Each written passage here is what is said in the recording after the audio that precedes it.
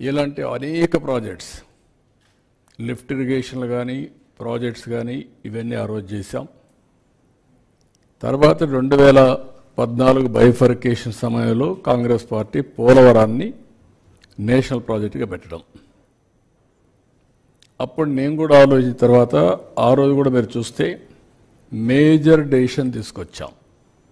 7 మండలాలు తెలంగాణలో ఉండే మండలాల్ని నేను ఎన్నికైన వెంటనే ప్రధానమంత్రి గారికి చెప్పి ఈ 7 మండలాలు మాకు ఇస్తే తప్ప నేను ప్రమాణ స్వీకారం చేయను, ఇది ఇవ్వకపోతే 2 రాష్ట్రాలు ఉంటాయి, మళ్ళీ పర్మిషన్ అంటే పర్మిషన్ రాదు, సబ్మర్జెన్స్ వస్తుంది, దీంతో ప్రాజెక్టు పూర్తిగా నిర్వీర్యం అయిపోతుంది, పేపర్ మీద ఉంటుందని చెప్పి గట్టిగా చెప్పి చరిత్రలో మొట్టమొదటిసారిగా మీరు చూస్తే 7 మండలాలకు ఇవ్వడానికి